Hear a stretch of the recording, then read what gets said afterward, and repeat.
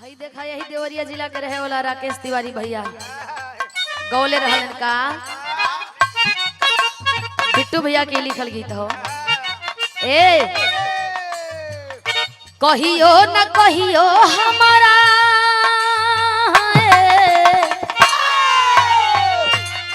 ए हो कहियो न कहियो हमारा अखिया के वार से शिकार हो खबू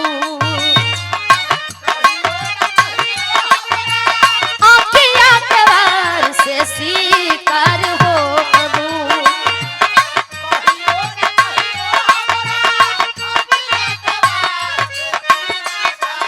ए हो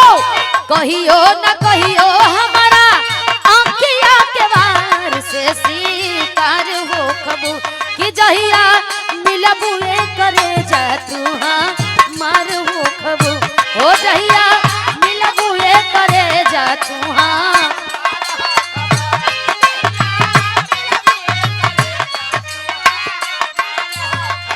सुबोध भैया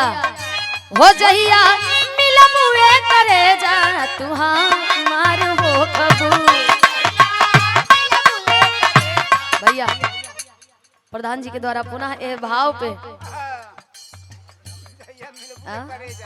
पुनः ये भाव पे आशीर्वाद दिले बानी 200 रुपया के बहुत बहुत प्रणाम। अरे रात भर में हजारों हजार पार कर जाला 10,000 पार कर जाला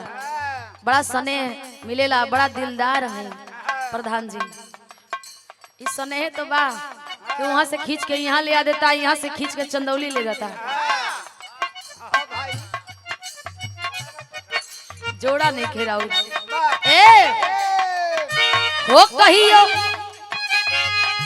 कि जहिया मिलबुए करे जा तू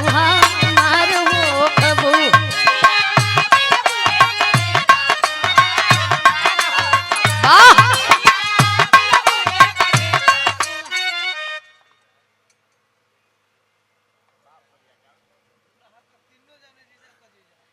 दुल्हा के तीनों जानी जीजा के जीजा 100 रुपया बंद बा है ना लेकिन फिर भी लोग चलावत रहे। देखो ये समझे वाली पॉइंट बा दुल्हा मतलब दुल्हा के तीनों जीजा के अकेल जीजा हुआ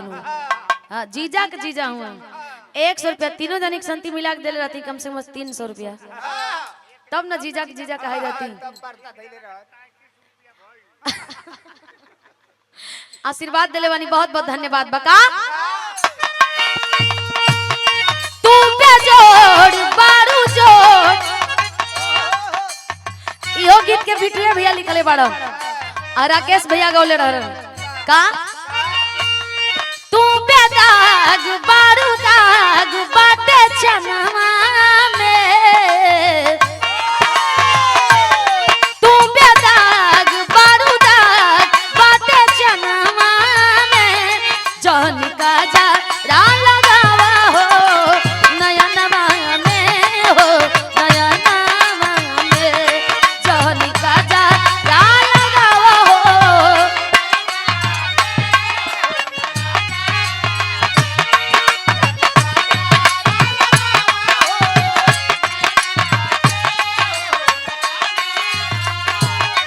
लइका बड़ाई करता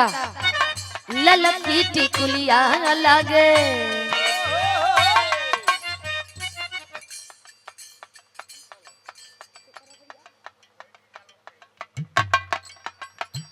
और ये आप हमारे गार्जियन श्री रामू यादव जी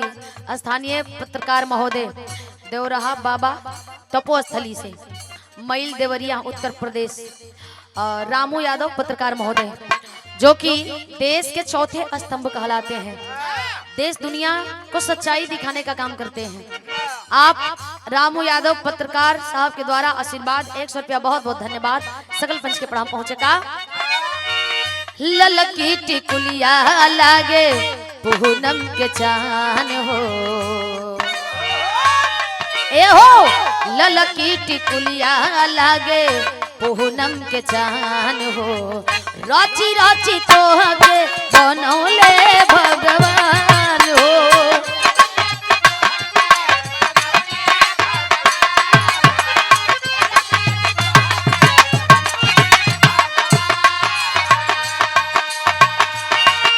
ई सौदा ना बेचला हो दुकानवा